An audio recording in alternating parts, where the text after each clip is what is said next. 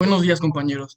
Bueno, vamos a realizar el tema de aneurismas de la aorta, trombosis arterial, trombosis venosa, insuficiencia arterial periférica y enfermedad venosa crónica.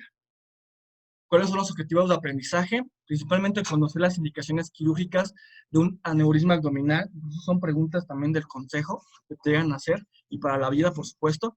Identificar los factores de riesgo de trombosis venosa profunda y conocer su impacto en la mortalidad de la población general. Tiene un gran impacto la trombosis venosa. Vamos a ver cuántos pacientes se mueren al día y su principal complicación es que la tromboembolia pulmonar. ¿Ok? También realizar el diagnóstico diferencial entre una trombosis arterial y una embolia arterial, conocer el diagnóstico y tratamiento de la insuficiencia arterial y la enfermedad venosa crónica. Como vamos a comenzar primero en este orden, vamos a comenzar con aneurismas, posteriormente vamos a pasar con trombosis arterial, trombosis venosa y al último vamos a dar características de la enfermedad arterial venosa y la periférica, ¿ok? Para comenzar, un aneurisma es un aumento de tamaño de más del 50% del diámetro arterial normal. Pueden producir en cualquier punto de la aorta, desde su raíz hasta la bifurcación. La etiología actualmente, eso que quede claro, porque incluso se pregunta del consejo, la causa más frecuente de un aneurisma intraabdominal infrarrenal es la aterosclerosis, ¿ok? Hay muchas causas, pero a nivel infrarrenal es la aterosclerosis. El más frecuente es la arteria renal izquierda, por debajo de ella es donde normalmente se encuentran los aneurismas, ¿ok?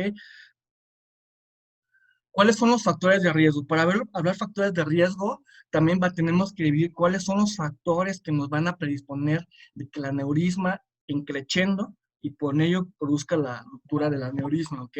Entonces, ¿cuáles son los factores de riesgo? Principalmente en la edad. Incluso también venía una pregunta del consejo, pacientes a qué edad un tamizaje, todo pacientes entre 5 años y más que nada fumador, es como dentro del tamizaje de screening para un aneurisma, ¿ok? El sexo masculino, antecedentes familiares de haber tenido un aneurisma, por supuesto que también es importante aquí el antecedente familiar, el tabaquismo, fundamental, la hipertensión, la dislipidemia, la altura, ¿ok? Cuando digo altura, son pacientes que tienen algún tipo de trastorno, llámese del colágeno, Marfan, Redasmus, ¿no? También la presencia de aneurismas y aterosclerosis hacen este riesgo mucho más, ¿ok? Aquí juega un papel importante las metaloproteinasas a nivel de la pared del vaso, que puede provocar un debilitamiento de la cual, y eso hace que las fuerzas hemodinámicas se debiliten y por lo tanto hace la ruptura, ¿ok? Entonces nuestro enfoque tiene que ser principalmente, ¿cuándo hago el paciente? ¿Qué es un aneurisma? ¿Cómo va mi screening? Y muy importante, ¿qué factores me van a predisponer a que se rompa, a la ruptura para poder prevenirlo, ¿ok? O operarlo, claro. Podemos ver aquí todo un diagrama, no solamente los aneurismas pueden ser de origen solamente idiopático, la aterosclerosis, como repetía, otras infrarrenales, tienen ser aneurismas en presa, que son los más encontrados a nivel cerebral, un aneurisma sifilítico, por supuesto, la enfermedad de Takayasu, esa es vasculitis, la de Kawasaki, algún tipo de aneurisma micótico, aneurisma esplénico, un aneurisma aterosclerótico, o vasculitis con acción aneurismática. O sea, tenemos realmente el aneurisma se puede presentar en cualquier parte de la aorta, ¿ok? La siguiente diapositiva traté de dividirlo como en el desarrollo, la expansión y la ruptura. En el desarrollo ya no vamos a hablar, por lo que comenté los factores de riesgo, pero en la expansión de los aneurismas es muy importante tener en cuenta la edad avanzada, una cardiopatía grave, un antecedente cerebrovascular previo, el tabaquismo, un trasplante cardíaco renal.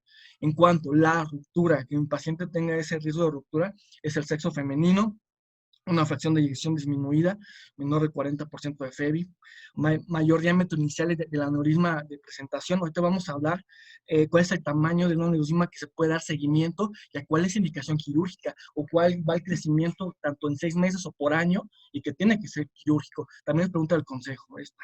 ¿Ok? El tabaquismo, la duración del tabaquismo, trasplante renal o cardíaco y una relación crítica entre la tensión y la fortaleza de la pared es lo que va a ser principalmente la ruptura del aneurisma. El diámetro es muy importante que nos casemos con esto, médicos, porque cuando tenemos solamente un aneurisma, cuando es menor de 5 centímetros, se puede dar un seguimiento de manera continua al paciente. Pero quiero que vean esto, el riesgo de ruptura, el porcentaje por año. Cuando es menor de 4 centímetros, el riesgo es del 0%. Cuando está entre 4 a 5%, es de 0.5 a 5% que por año de que haga ruptura. Y esto va aumentando en cuanto al tamaño del aneurisma. Cuando es mayor de 8, el riesgo está entre 30 y 50%. Pero algo es importante, cuando hay una tasa de crecimiento superior de 5 a 7 milímetros en 6 meses o más de 1 centímetro por año, se ha considerado ampliamente como indicación quirúrgica, ¿sale? Incluso en pacientes que tienen algún tipo, bueno, que se han examinado a nivel, cuando ya tienen, cuando han muerto, ¿ok? En cadáveres, se ha visto incluso aneurismas que son menos de 5 centímetros en los cuales se da el seguimiento por el bajo riesgo. Se ha presentado inicios de rupturas en el 12% de aneurismas menores de 5 centímetros de diámetro. Y es de aquí la importancia de individualizar. ¿Ok? El primer estudio que se tiene que hacer a la mano siempre es la clínica. La clínica tenemos que a veces se llega a presentar esta masa palpable pulsátil en región supraumbilical y en línea media, ¿ok? Pero obviamente el primer estudio que se tiene que hacer es una ecografía. Aquí es operador dependiente y el tamaño del aneurisma y la función del paciente son lo que nos va a determinar. Algo que puede interferir es el gas intestinal. La tomografía computarizada por Angiotac es magnífica, realmente da una mayor reproductividad, pero no solamente esto, sino que también nos va a hablar si hay presencia de calcificaciones, si hay algún trombo, ¿ok? Y eso al cirujano, la planificación quirúrgica. La resonancia magnética y ecografía por resonancia magnética también es útil, aunque su estudio no implique algún medio de contraste, sí implica el medio de gadolinio. Incluso este medio de gadolinio se ha desarrollado en la fibrosis sistémica nefrógena, pero las dos son como tal, estudios que se pueden realizar, pero el primero que hay que hacer es la ecografía y para una planeación quirúrgica no hay más una tomografía por angiografía. ¿Okay? En esta imagen podemos ver en la flecha como tal azul, podemos ver ese trombo, y en la flecha anaranjada esa completamente la calcificación, ¿ok? Las recomendaciones para el cribado y el seguimiento, actualmente la Sociedad Vascular nos dice que el cribado es en todos los hombres a partir de 65 años. Hombres de 55 años o más con algún antecedente de un aneurisma autoabdominal, mujeres de 65 años con antecedentes familiares del mismo aneurisma o antecedentes personales de tabaquismo, ¿ok? Muy importante también la Preventive Service Task Force estadounidense menciona que hombres de 65 a 75 años con antecedentes personales de tabaquismo. Una disculpa, escucho un poco de ruido, estamos aquí en la guardia. ¿Y qué te dice? ¿Qué te dice también cuando es inferior a 2.6 centímetros, no se recomiendan más pruebas de cribado? Cuando es de 2.6 a 2.7, hasta una exploración cada 5 años, de 3 a 3.4 a los 3 años, de 3.5 a 4.4 a los 12 meses, y de 4.5 a 5.4 a los 6 meses, llegando a un punto de corte de 5.5, en el cual es indicación quirúrgica. En preguntas del consejo se van a preguntar, tamaño igual o mayor a 5 es indicación quirúrgica. Eso quiero que se lo hagan, ¿ok? O un crecimiento de 6 a 7 milímetros en 6 meses o 1 centímetro por año. ¿Ok? Tratamientos médicos. Primero, al paciente hay que educarlo bien, que el tabaquismo se ha asociado con mayor velocidad de expansión del aneurisma, por lo tanto hay que suspenderlo. ¿Ok? El uso de IECA, ARA, estatinas y antibióticos, por ejemplo, la doxiciclina, porque se ha visto que hay presencia incluso en ciertos aneurismas, la presencia de clamidia. Entonces, esto es un factor también que la doxiciclina nos ayudaría mucho para tratar de prevenir su ruptura. ¿Ok? Y de expansión. Clamidia. Tratamiento quirúrgico, como ya comentaba, son aneurismas cuyo diámetro máximo sea mayor de 5.5 centímetros, del consejo 5 centímetros, ¿ok? Los que muestren un crecimiento superior a 5 milímetros en 6 meses o 1 centímetro en un año, y aneurismas con anatomía sacular en vez de fusiforme, ¿ok? Eso es importante. Nuevamente, la reparación, actualmente se hace una reparación endovascular, pero nunca la endovascular, y gracias a esto los cirujanos vasculares, los cirujanos generales seguimos existiendo, porque nunca va realmente a quitar la cirugía abierta. La cirugía abierta siempre va a estar presente. El abordaje puede ser un abordaje transperitoneal, en el cual lo que se busca es inmediatamente esa vena renal izquierda, junto con sus tributarias, las tributarias que viene siendo la gonadal, las suprarrenales, las lumbares, ¿ok? Inmediatamente se hace el acceso, se busca ese aneurisma, se hace una incisión, una anterotomía, posteriormente la trombectomía, se quita como tal el trombo, y lo que se hace es una anastomosis principalmente con las arterias ilíacas comunes, tanto izquierda como derecha, y ese muñón de la aorta, lo que se hace es colocar una prótesis, en este caso una endoprótesis, en recto en forma de H, la H con sus patitas, para que se lleguen a unir correctamente hacia las ilíacas, ¿ok? Ilíacas comunes, y la parte superior, obviamente, al muñón de la aorta, ¿ok? Tiene ese tipo de cirugía que se llega a hacer, realmente la rotación vascular, ustedes si tienen la oportunidad, van a hacer alguna de ellas, ¿ok? ¿Hasta aquí alguna duda, médicos, hermanos?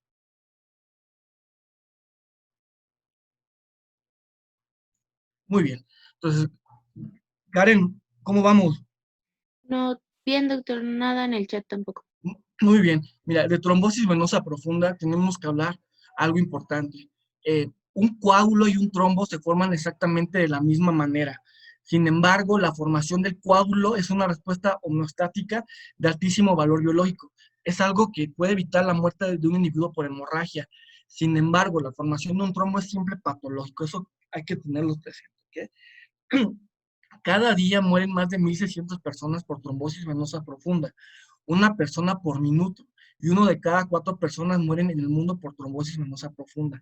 El 60% de la trombosis en pacientes hospitalizados es donde se da más, y la trombosis venosa profunda es la principal causa de muerte que se puede evitar, y le siguen las infecciones y la neumonía. O sea, nada más vean el impacto que tiene la trombosis venosa profunda, ¿ok? Además, desde el tratado de Robinson de patología que vamos en la carrera, nos dice esa prueba de Virchow, la fase sanguínea, el son endotelial, proceso de coagulación, lo que nos va a dar esos estados de hipercoagulabilidad, ¿ok? Otras causas que pueden estar condicionando a la trombosis, hay que tenerlas presentes, pues la cirugía reciente, el tratamiento venoso previo, algún traumatismo, quemadura, la edad, por supuesto, de gente grande, la obesidad es un estado inflamatorio, anticoncepción oral, porque el embarazo, la porperio es un estado trombótico natural, el hiperestrogenismo, medicamentos como el tamoxifeno, raloxifeno, terapia de acción hormonal, están asociados a trombosis venosa, inflamación, infección, las vasculitis, las neoplasias, ¿no? Un cáncer de páncreas que debuta con ese síndrome de Trousseau, ¿ok? Es muy importante saber la localización, porque aunque la mayoría de las trombosis profundas vienen del sistema superficial, eso es algo importante tenerlo en cuenta, saber que el 11% de este 70% progresa al sistema venoso profundo. Entonces, de aquí la importancia que nosotros, aunque tengamos una trombosis del sistema no superficial, tratemos de localizar bien, tanto por clínicas o estudios de imagen, si no se encuentra en alguna tributaria, si no se encuentra en alguna unión safenofemoral, safenopopitlia, ¿ok? Porque son las que mayor riesgo tienen a que se vayan a algún sistema profundo. Y si sistema profundo, que da el 90% de ese retorno, sería algo catastrófico, ¿no? Simplemente el paciente puede debutar con un trombo y un frijolito así se puede ir hacia el pulmón, una tromboembolia pulmonar, que es la principal mortalidad, ¿ok? Entonces hay que tener esto en cuenta. También hay que tener en cuenta la localización de la trombosis venosa profunda. Menciona que en un 36% se da en venas ilíacas, ¿ok?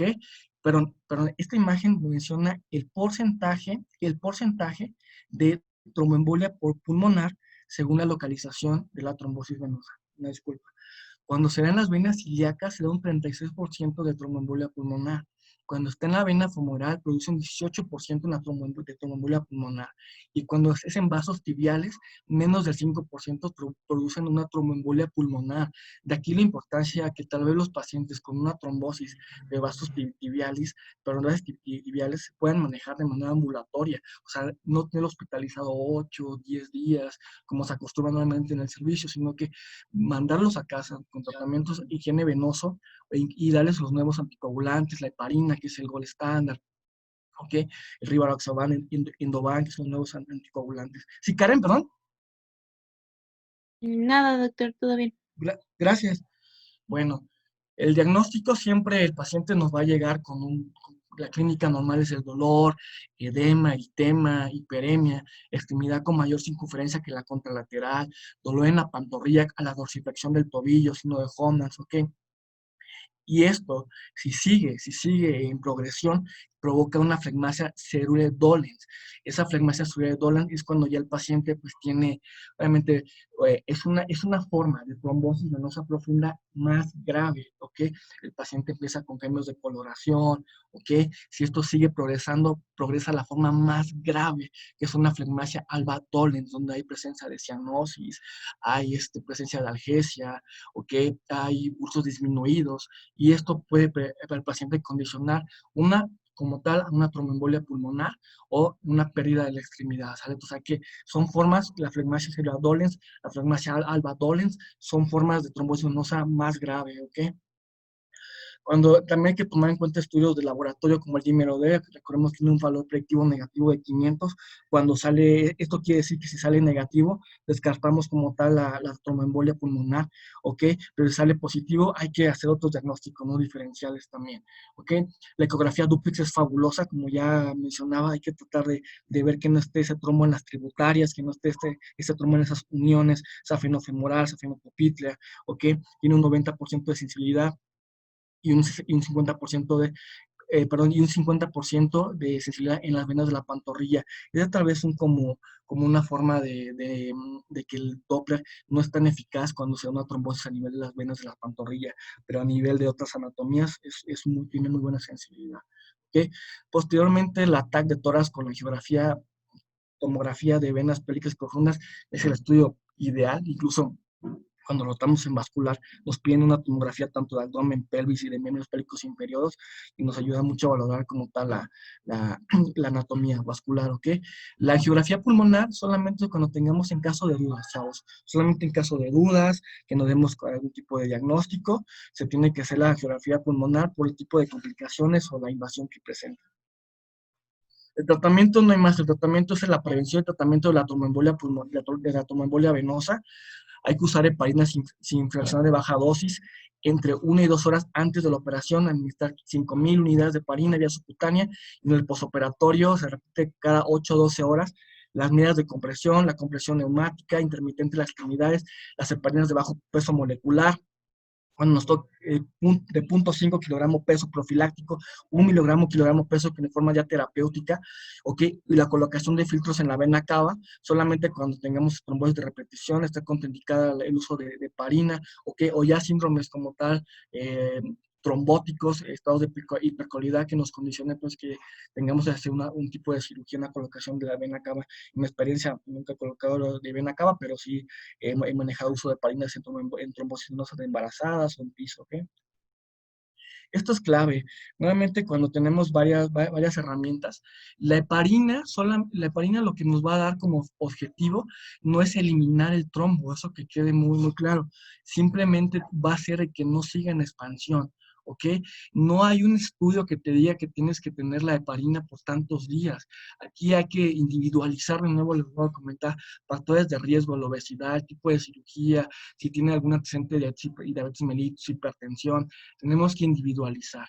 Pero lo que sí está muy bien comprobado es que las trombectomías, cuando se mete un paciente de manera temprana, antes de los 8 días, que es lo ideal para un paciente que empieza con un debut de una trombosis venosa profunda, es que cuando se hace esa trombectomía antes de los 8, incluso algunos manejan 10 días, 8 o 10 días, hay una buena permeabilidad venosa de válvulas suficientes. ¿Qué quiere decir esto?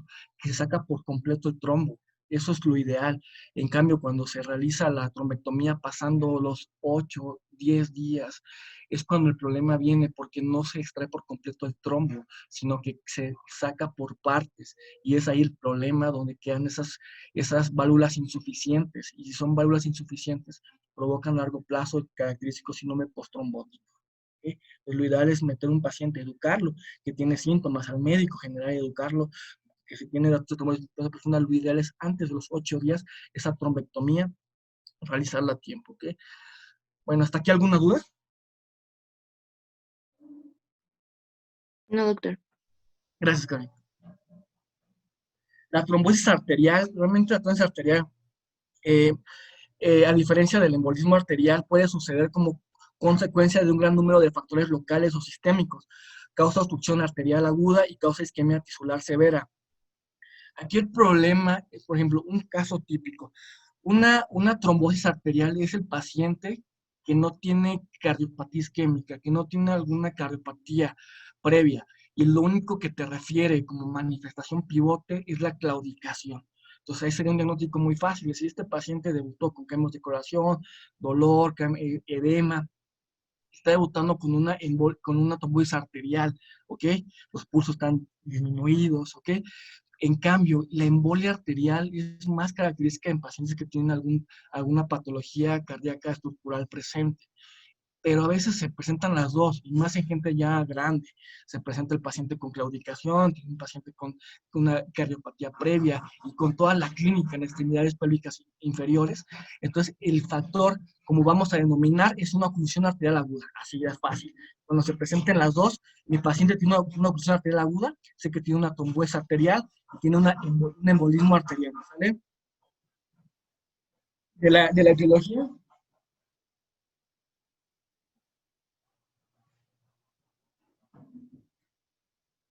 Disculpa, es que cerré la puerta.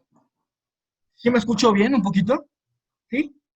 Sí, sí, se escucha bien, doctor. Ya es que están acá poniendo un taladro. Bueno, la etiología es la aterosclerosis, aneurisma, displasia, disección, degeneración quística, drogas, fármacos, alguna displasia sanguínea, paraneoplásica, vasculitis, compresiones iatrogénicas, bajo gasto cardíaco, infartos arteriales. La trombosis aguda puede ser primaria o secundaria y el síntoma pivote principalmente es la claudicación. En una trombosis aguda primaria, normalmente no te refiere como ese antecedente de esa claudicación, sino que se presenta de una manera más brusca, ¿ok? En cambio, cuando es una trombosis aguda secundaria, es ese síntoma pivote, que es que el 68% lo presentan el dolor, la claudicación, caminan 200 metros, 300, y tienen que levantar la pierna por ese dolor tremendo, ¿ok? Entonces, puse este cuadro para que sepan así más rápido diferenciar una embolia arterial de una trombosis arterial. La claudicación intermitente en la embolia es rara, cuando es una trombosis arterial es frecuente.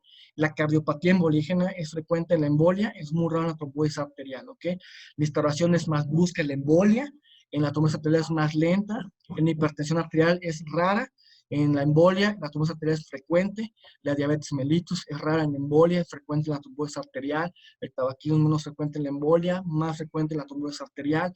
La alcoholización en miembros superiores es mucho más frecuente en la embolia y muy raro en la trombosis arterial. Y cuando es en miembros pélvicos inferiores es frecuente en ambas, pero casi exclusivamente en la trombosis arterial.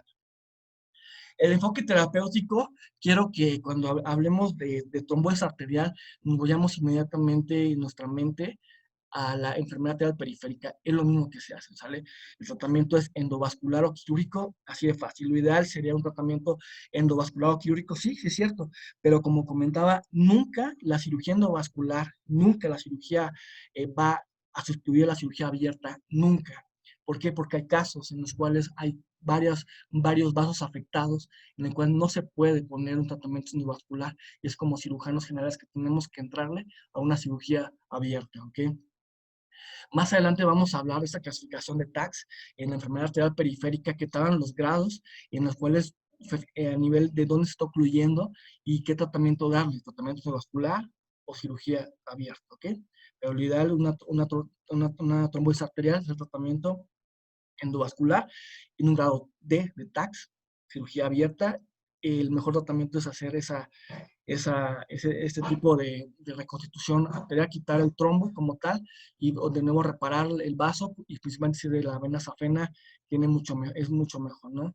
Y la cirugía de revascularización es cuando simplemente ya son grados, hablemos un Rutherford, un Fontaine 3, 4, 6, donde ya hay presencia de gangrena presente, son pacientes que inmediatamente tienen que ir a tratamiento de revascularización.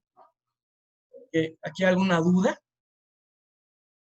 Ya vimos, trombosis arterial, ya vimos aneurismas, ¿ok? Ya vimos trombosis venosa profunda. ¿Aquí alguna pregunta? No, doctor. A ver, Miguel García, ¿cuál es el porcentaje de trombosis venosa profunda?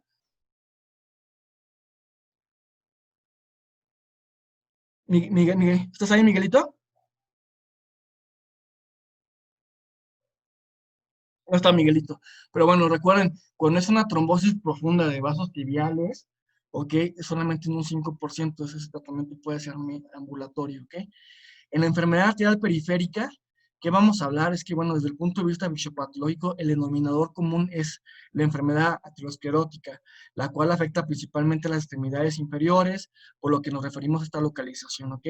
La isquemia de los miembros inferiores puede clasificarse en dos tipos, funcional o crítica. Cuando es funcional, es porque la isquemia funcional es la que ocurre cuando el reflujo sanguíneo es normal en reposo, pero insuficiente durante el ejercicio, manifestándose clínicamente como claudicación intermitente. Cuando es una isquemia crítica, se produce cuando la reducción del flujo sanguíneo ocasiona un déficit de perfusión en reposo y se define por la presencia de dolor en reposo y o lesiones tróficas en la extremidad. ¿Okay? ¿Cuáles son los factores de riesgo?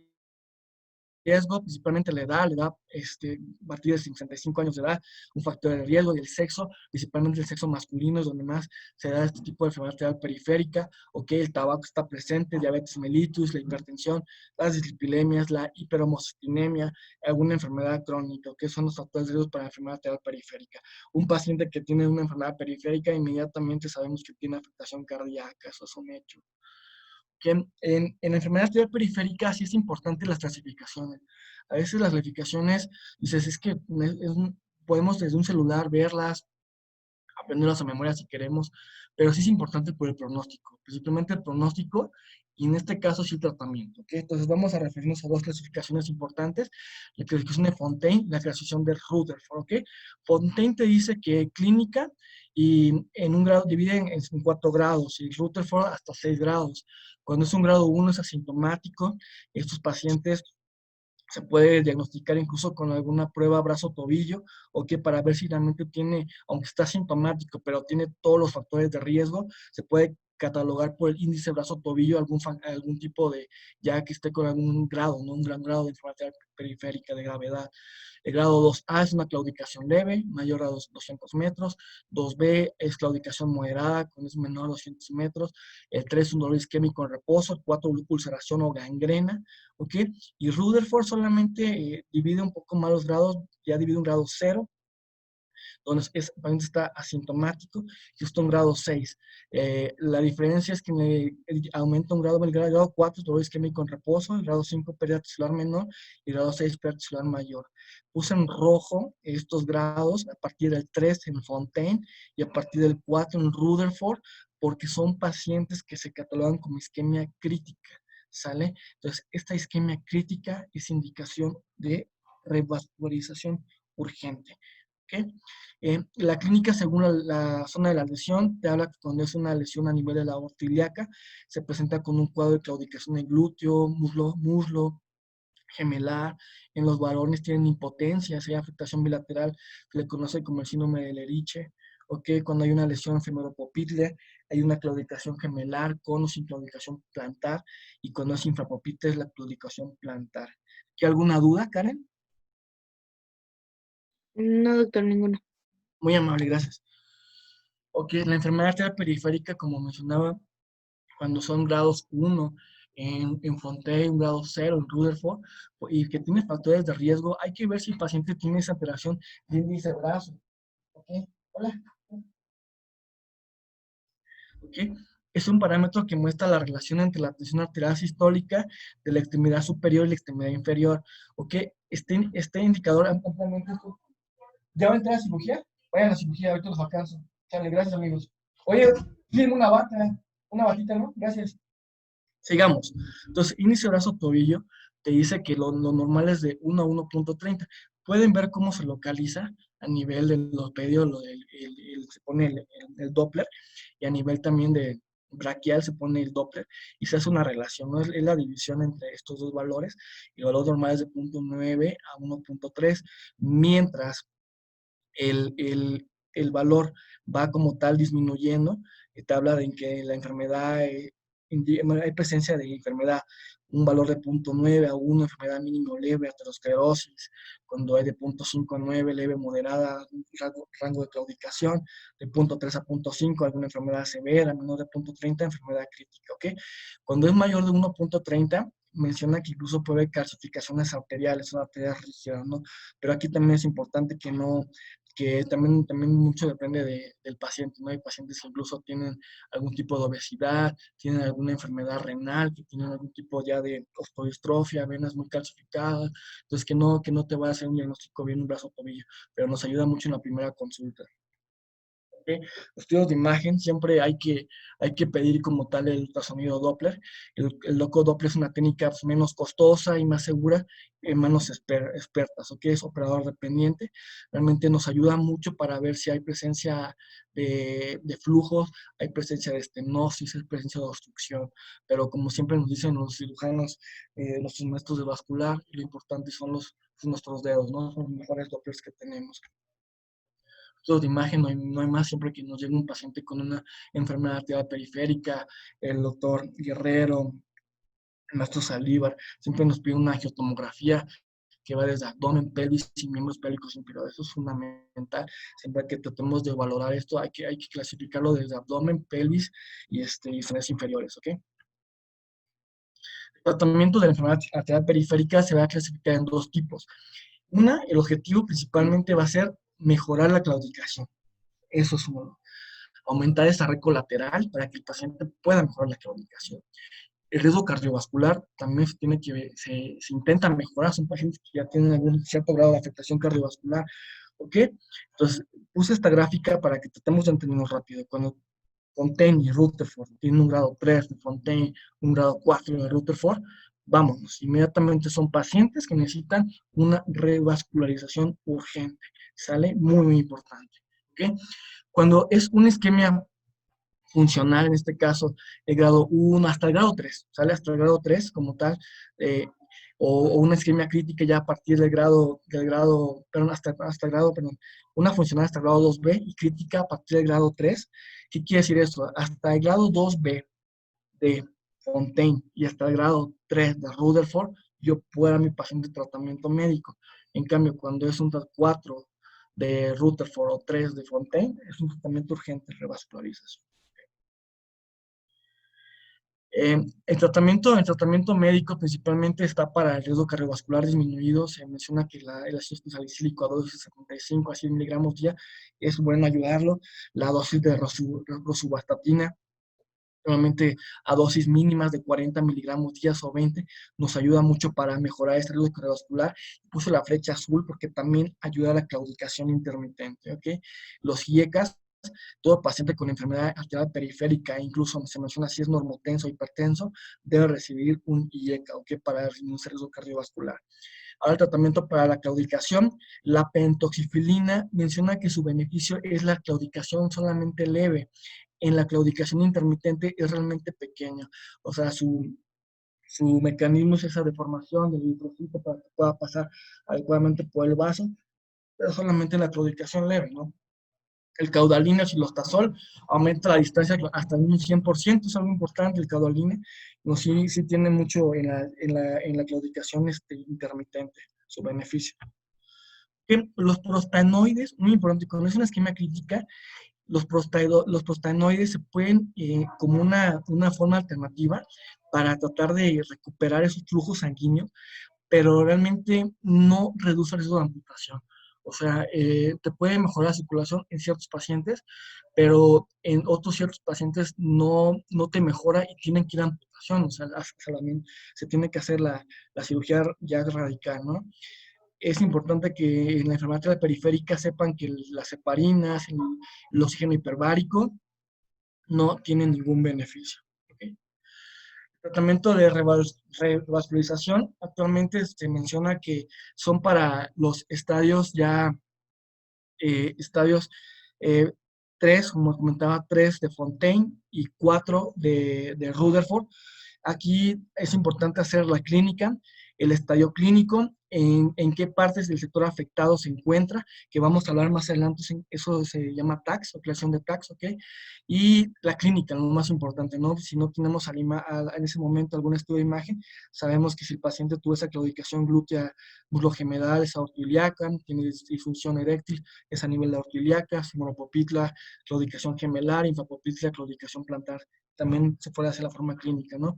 El tratamiento es completamente quirúrgico o endovascular, ¿ok? El, el tratamiento quirúrgico endovascular lo vamos a hacer de acuerdo a una clasificación que ahorita vamos a ver, ¿sale? Eso quiero que nos quedemos bien, pero como repito, el grado 3 y grado 4, chavos, se tiene que ir inmediatamente a una revascularización de urgencia, ¿ok? La esclerosis de Mockenberg son pacientes característicos de diabetes mellitus, donde tienen completamente calcificados tanto arterias y ligamentos, ¿ok? Y son patologías que te tienen que llamar la atención y tenemos muy probablemente tratamiento de revascularización urgente. La TACS es la Inter-Society Consensus for Management of Peripheral Arterial Disease, es donde te menciona que se tiene, después de que tú clasificas a tu paciente en un Fontaine o un Rutherford, inmediatamente tienes que clasificar ahora en TACS. El TACS te hace la división, cuántos vasos están afectados, en qué parte está afectada, tanto lesiones ilíacas y femoropopitlas. Quiero que nos casemos que los estadios A, B y C se puede dar un tratamiento endovascular, pero en tratamientos de tanto ilíacas como femoropopitlas, estadios D, siempre es la cirugía abierta. Son más de 3 vasos afectados, son vasos largos, ¿ok? Que aunque tú hagas la cirugía endovascular, el riesgo de que el paciente continúe con esa disfunción vascular es alta. Entonces, aquí clasificar rápido Fontaine, inmediatamente hacer una tomografía, angiotomografía, para poder clasificar bien a nivel de TACS dónde se encuentra el vaso. Si tú encuentras un vaso dañado y clasificación A, B o C, el paciente puede ir a tratamiento endovascular sin ningún problema, ¿ok? Pero si el paciente está en un TACS D, no hay más, se tiene que ir a cirugía abierta. Por eso la cirugía abierta nunca, nunca se va a quitar del camino, nunca los endovasculares van a quitar a la cirugía abierta. Okay. Se ha visto que la angioplastía o endoprótesis tiene mejores resultados, como comentaba, en estadio A, B y C de TACS, en lesiones cortas, preferentemente estenosis y no calcificadas en la arteria ilíaca común. En el estadio D es todo lo contrario, son lesiones largas, están calcificadas. ¿Okay? Cuando es una cirugía abierta, lo que hemos hecho en vascular, o sea, realmente conocemos en vascular un tipo de endoprótesis. Cuando en cirugía abierta lo que se busca, se hace el reemplazo con la vena safena, o sea, es lo ideal hacerlo con la vena safena. ¿Ok?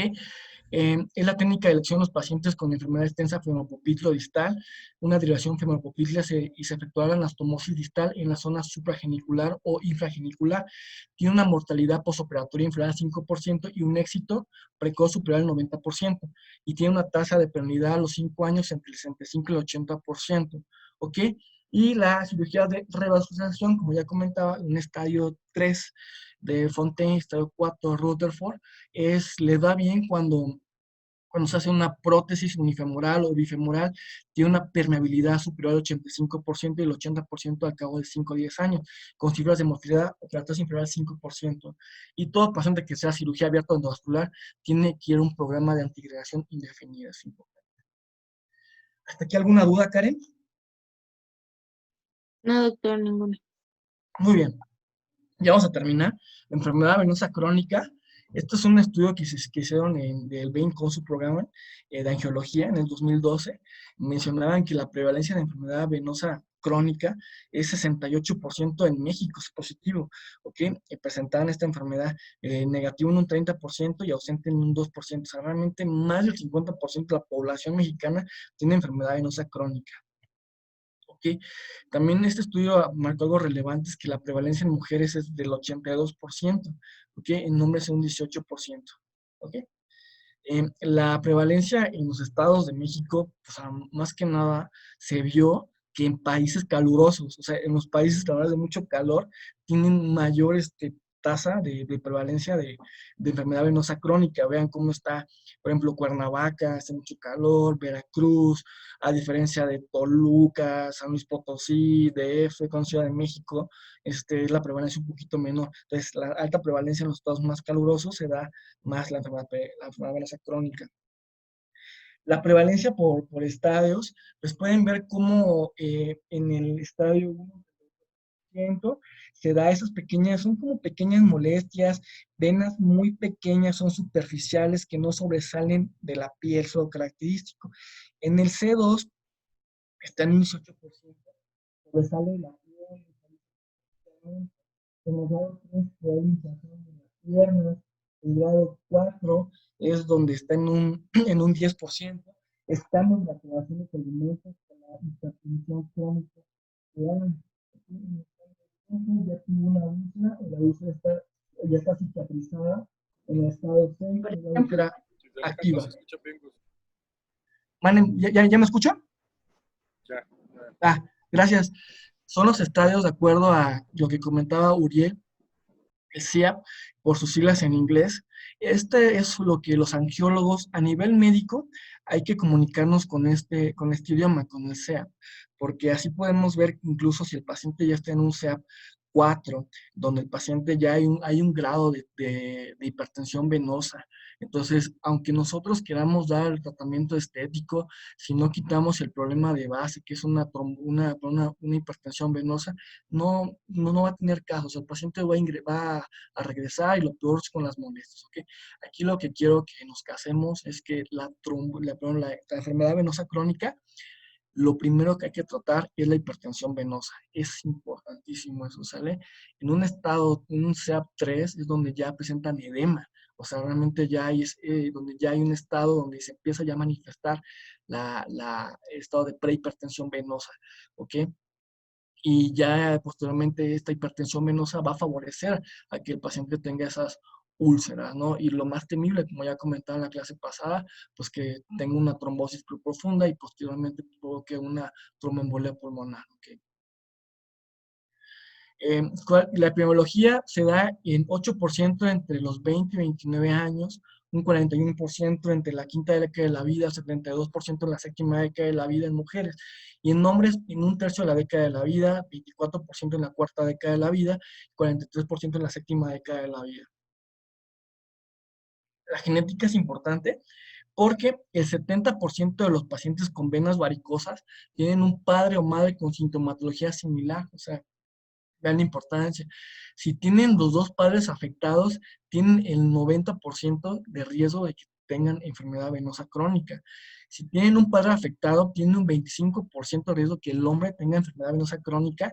Y si tiene un padre afectado, la mujer tiene un 62% de riesgo en mujeres. O sea, la genética juega un papel importante. La fisiopatología, como ya comentaba, se va a dividir de acuerdo al sistema venoso profundo, al sistema venoso superficial. Afortunadamente, lo que va a caracterizar ahorita lo importante es que el 90% se da en el profundo y un 6 a 10% en el sistema venoso superficial. Es importante saber que esta bomba muscular que tenemos a nivel de las extremidades inferiores, debe haber una comunicación simplemente entre las comunicantes del sistema venoso superficial a profundo. Esa es la clave. O sea, tiene que pasar de superficial a profundo en una sola dirección. Cuando empieza el problema de hipertensión venosa, es cuando ya el reflujo, esas válvulas se hacen incompetentes y va ahora de sistema venoso a profunda, de profundo a superficial, como comentaba el doctor Reyes en su clase pasada. Entonces, es importante conocer esta parte. ¿Ok?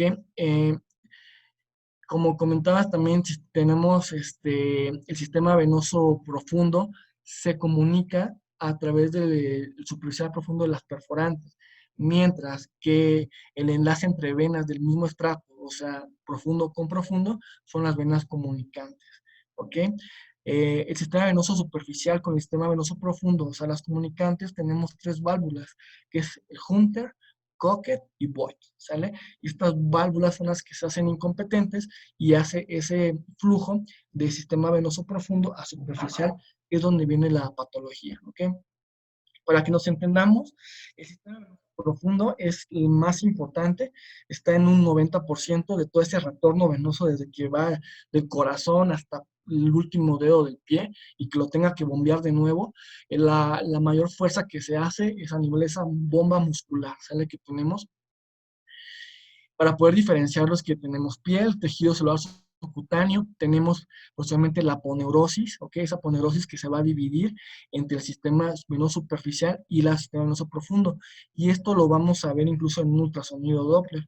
Pueden ver en la línea, tenemos a la vena safena que se ve en azul en medio, y arriba la primera que se ve blanca y es aponeurosis superficial, y la de abajo y la aponeurosis profunda. La más importante de esto es la aponeurosis profunda, ¿ok? Entonces, la fisiopatología es algo muy característico. Son pacientes pues, que no tienen esa fuerza muscular, ¿no? Adecuada, esa bomba muscular para poder, ahora sí que todo el retorno venoso o de nuevo bombearlo hacia el corazón, ¿ok? Sino que son pacientes, obviamente son sedentarios, son pacientes con obesidad, o incluso también la altura tiene mucho que ver. Pacientes con gran altura, lo que favorece es que pues, el retorno venoso sea un poquito más complicado porque tiene que darse un trayecto mucho más largo, ¿ok? Pero en cambio un paciente que hace ejercicio, que deambula, yo creo que este tipo de pacientes no tienen ningún problema. La fisiología, como su nombre lo dice, es que estas son las válvulas del sistema venoso. Una válvula competente, esa válvula que es de una sola forma, una sola dirección, ¿ok? En cambio, el problema es cuando es el reflujo del sistema venoso profundo al superficial, es cuando viene el problema. ¿Ok? En esta imagen también podemos ver cómo se encuentra el trayecto del sistema venoso superficial, la vena safena mayor, el sistema venoso profundo por la vena femoral, y estas son las válvulas, es donde tiene que ir en un solo flujo, el flujo de superficial a profundo. Entonces, ¿cuál es el problema? El problema es cuando está la hipertensión venosa. Ese es el problema. O sea, cuando hay una hipertensión venosa, ya se empieza primero un reflujo venoso, ¿no? Posteriormente la hipertensión venosa, hay una hipertensión capilar, es decir, ya se comunica el sistema venoso con el sistema arterial. Y eso pues no tiene que ser. Cuando se comunica el sistema venoso con el sistema arterial es donde vienen las úlceras, ¿ok? Posteriormente hay un proceso de difusión, un proceso de lesión por los leucocitos, hay una sobrecarga linfática, hay una acumulación de líquido y edema. Esto se manifiesta en su imagen de la izquierda. Empieza con esas pequeñas telangiectasias, esas venas superficiales, y en el grado 2 ya son venas más marcadas, tortuosas, y por último, cuando ya hay esa comunicación entre el sistema venoso con la arteria, son las úlceras, ¿no? ¿Cuáles son los síntomas? Los síntomas te menciona que es la pesadez de piernas en un 48%, las varículas 44%, dolor de piernas un 31%, edema vespertino un 30%, las varices 29%, las venosas en un 2.5%, ¿ok? Es muy característico que los pacientes tengan toda la sintomatología normalmente en la tarde, porque al momento de que se paran, van a su trabajo, caminan, pues estimulan de cierta forma esa bomba muscular para el retorno venoso. Al momento es en la tarde, ¿no? Cuando empieza con pesadez, calambres, en las noches muy característicos, como si sintieran algún tipo de agua, así se le llama, gotas de aguas en las piernas, es algo característico de la enfermedad venosa crónica. Entonces, esto es la evolución natural de la enfermedad. O sea, empiezan con una enfermedad crónica, la hipertensión con el tiempo, lesiones tróficas, las varices, las úlceras, y posteriormente con la trombosis, ¿ok? Los signos más característicos: el edema, la pérdida de vello, la piel brillosa, los cambios de coloración perimalular, esas pequeñas pecas que apenas van empezando y que ya al final del tiempo ya se unen todas esas pecas que se llaman lipodermatosclerosis, así lo llaman los dermatólogos, y posteriormente esa lesión se va haciendo más grande, provocan las varices y al último llega la ulceración. ¿Okay? El diagnóstico de tratamiento: la posición del pie, hay que ver siempre inspección, palpación, el Doppler, posición de cúbito, inspección, palpación y Doppler. Esta es una pregunta del consejo. Nos preguntaban una pregunta del consejo cuando tenía un llenado capilar, pero un llenado rápido menor de 30 segundos, ¿ok? A nivel de la safena, y un Trendelenburg positivo. ¿Qué quiere decir esto? Son pacientes que nosotros llegan a nuestra consulta, le ponemos algún tipo de torniquete a nivel de la región ilíaca, comprimimos, le pedimos al paciente que primero esté acostado, posteriormente que se pare el paciente, y si hay un llenado del sistema venoso menor de 30 segundos, es un sistema incompetente, superficial. Lo ideal es que tengamos un llenado mayor 30 igual o mayor a 30 segundos, nos habla que hay un sistema competente. Su pregunta del consejo que si se les llegan a hacer es cuando tengan menor de 30 segundos, es que es un sistema incompetente, mayor de 30, es un sistema competente, ¿ok? La clasificación de Windmer-Xipa es una forma de que nosotros al paciente le expliquemos. El CEAP, como comentaba, es para médicos. En cambio, el Windmer-CECAP es una forma que nosotros nos comuniquemos con los pacientes. Mira, tienes un estadio 1, es cuando tienes apenas esa presencia de varices superficiales. En el estadio 2 ya hay unas venas más tuberosas, ¿ok? Y en el estadio 3 ya hay presencia de úlcera, ¿ok? Es como una forma mucho más fácil de comunicarnos, ¿ok? Este es el SEAP, pero eso solamente lo llamaría para nosotros, para, los, para nivel médico, ¿ok?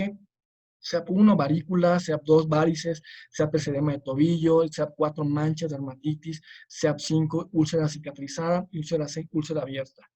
Aquí, ¿todo bien, Karen? Sí, doctor, todo bien. Gracias. Entonces, tenemos varios métodos. Tenemos el Doppler continuo, nos da datos funcionales, tiene una especificidad del 99%, ¿ok? Tiene una sensibilidad del 91%, ¿ok? La plitonografía venosa realmente ya se ha dejado mucho de usar, pero se usa más en estudios, algún tipo de investigación, de estudios, bueno, algún tipo de laboratorio donde se realiza específicamente para el diagnóstico de enfermedades venosas, enfermedades arteriales, ¿ok? Nos habla mucho del cambio de volumen, tiene una especificidad del 98% y una sensibilidad del 94%. Y el Doppler duplex es el mejor porque nos da tanto datos morfológicos y funcionales y tiene esa especificidad del 100% y una sensibilidad del 95%, ¿ok? El tratamiento va a ser las medidas de higiene venosa, la compresión elástica y los medicamentos venoactivos. Aquí es muy importante individualizar, no todo paciente necesita medidas de compresión, que la mayoría de los pacientes necesitan medidas de higiene venosa y la mayoría de los pacientes necesitan medicamentos venoactivos, sí, pero hay que individualizar, ¿sabes? Entonces, siempre los ejercicios de estimulación de bomba es fundamental, solo que no, lo que damos mucho cuando rotamos en vascular. Ya nada más cómo aumenta esa velocidad de circulación venosa. Simplemente compararnos, aumentamos 60% de velocidad. La pura deambulación un 120%. El ejercicio de piernas un 190%. La elevación de la cama a 45 grados, que es lo que luego realizamos como ejercicio, 250%. Bicicleta en cama, o sea, hacer el ejercicio de bicicleta en cama hasta un 440%. Y las medias elásticas en un 180%, ¿sale?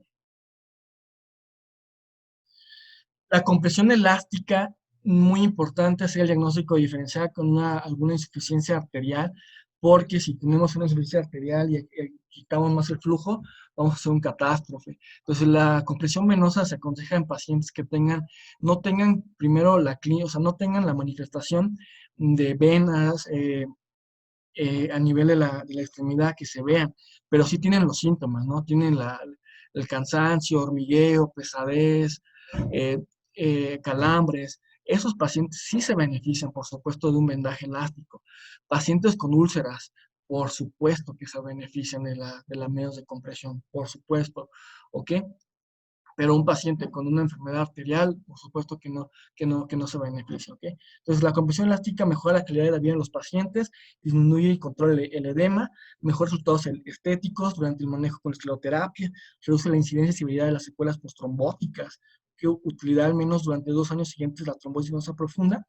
En la secuela de trombosis venosa profunda no hay diferencia en utilizar calcetín o pantimedia elástica.